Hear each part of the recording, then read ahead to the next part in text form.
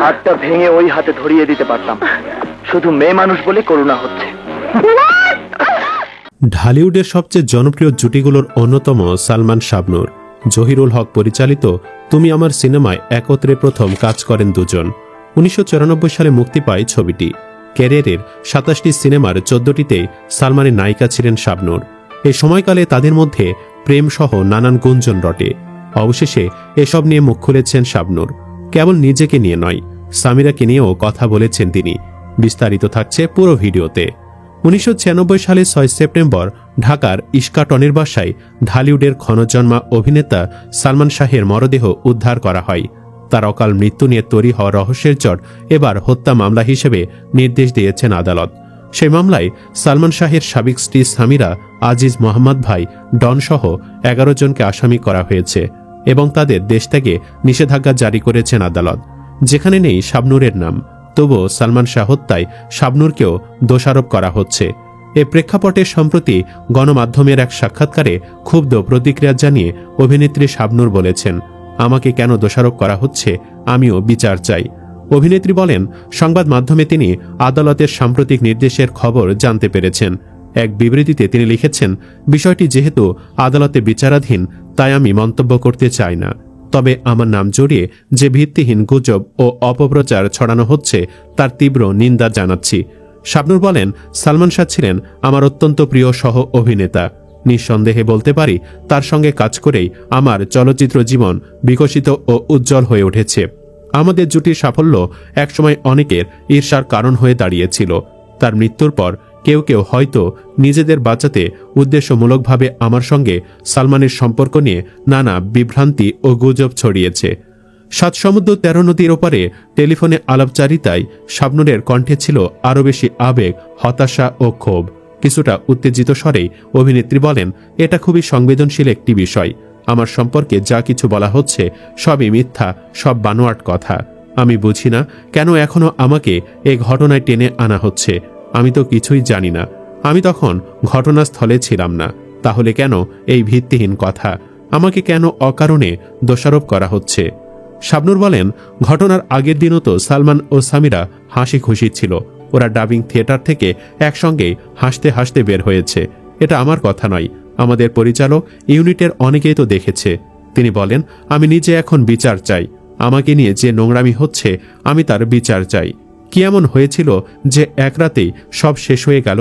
যারা ওই সময় সালমানের সঙ্গে ছিল তাদের জবাবদিহি করতে হবে। আমরা তো পর্দার মানুষ, আমরা তো তৃতীয় পক্ষ। পর্দায় রসায়ন আর বাস্তব জীবন এক নয়। সালমানের স্ত্রী সামিরার বিভিন্ন সময় সাক্ষাৎকারের অসঙ্গতির কথাও উল্লেখ করে অভিনেত্রী বলেন, অনেক সময় আমি অবাক হয়ে শুনি কিভাবে সেই সময়ের অনেক তথ্য বিকৃতভাবে উপস্থাপন করা হয়। আমার তখন বয়স কত ছিল? আমি তো আমার পরিবারের অনুমতি ছাড়া কোথাও যেতেই পারতাম না। আমার কাজ, চলাফেরা সবকিছুই আমার পরিবার ও প্রযোজনা সংস্থার তত্ত্বাবধানে ছিল। বর্তমানে অস্ট্রেলিয়ার সিডনিতে স্থায়ীভাবে বসবাস করছেন অভিনেত্রী শাবনূর।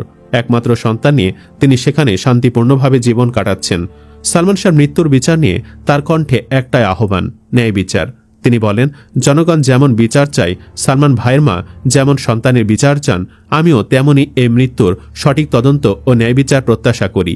যে দোষী হোক না কেন তাকে যেন আইনের আওতায় এনে যথাযথ শাস্তি দেওয়া হয়।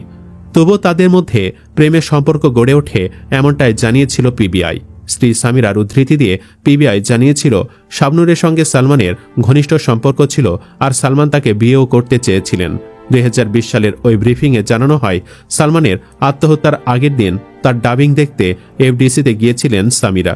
ডাবিং রুমে শাবনূর ও সালমানকে ঘনিষ্ঠ অবস্থায় দেখেন তিনি। এতে সামিরা রাগ করে বের হয়ে যান। ব্রিফিংয়ে আরও বলা হয়, সামিরা শুটিংয়ের ফ্লোর থেকে বের হয়ে যাওয়ার পর সালমান ও বাদল খন্দকার বাসায় চলে আসেন। বেশ কয়েকবার শাবনূর সালমানের বাসায় ফোন করেন শাবনূর। সালমান শাবনূরকে বলেন, তুমি আর কখনো আমাকে ফোন করবে না। এছাড়া সালমানের বাসায় প্রায় নাকি আসতেন শাবনূর। আত্মহত্যার আগে সালমান শাবনূরের উপহার দেওয়ার টেবিল ফ্যান ভেঙে ফেলেন সালমান। সালমানকে হত্যা করা হয়েছে এমন অভিযোগের প্রমাণ পাওয়া যায়নি বলেও দাবি করেছে পিবিআই। তবে শাবনূর এসব কথা একেবারে অস্বীকার করেছেন। তিনি 2020 সালে বলেছেন, প্রেম নয়, সালমানের সঙ্গে আমার ভাই বোনের সম্পর্ক ছিল। সালমানের নিজের বোন ছিল না, তাই আমাকে ছোট বোনের মতোই দেখতেন। এটাও ঠিক, সালমান শাহ আর আমাকে নিয়ে অনেকে অনেক কথা বলেছেন, কিন্তু এসবের কোনোটি সত্য নয়। ছোট বোন হিসাবে তিনি আমাকে পিচ্চি বলে ডাকতেন। তিনি আরও বলেছিলেন, সালমানের মা বাবাও আমাকে আদর করতেন। সালমানের কারণে আমাকে তাদের মেয়ের মতোই দেখতেন। সালমান খুব আন্তরিক আর কাজ পাগল ছিলেন। আমাদের দুজনের বোঝাপড়াটা ছিল চমৎকার। বলতে পারেন একে অন্যের চোখের ইশারা বুঝতে পারতাম। 5 বছর পরেও শাবনূর একই কথা বলছেন। তিনি বলছেন সালমান তাকে ছোট বোনের মতো দেখতেন। কদিন আগেও শাবনূর ফেসবুকে একটি বিবৃতি দিয়েছেন, যেখানে বলেছেন, সালমান শাহর অকাল মৃত্যুতে আমি ব্যক্তিগতভাবে গভীরভাবে ক্ষতিগ্রস্ত হয়েছিলাম। আমাদের জুটির সাফল্য একসময় অনেকের ঈর্ষার কারণ হয়ে দাঁড়িয়েছিল। তার মৃত্যুর পর কেউ কেউ হয়তোবা নিজেদের বাঁচাতে উদ্দেশ্যমূলকভাবে আমার সঙ্গে সালমানের সম্পর্ক নিয়ে নানা গুঞ্জন ও বিভ্রান্তি ছড়িয়ে থাকতে পারে।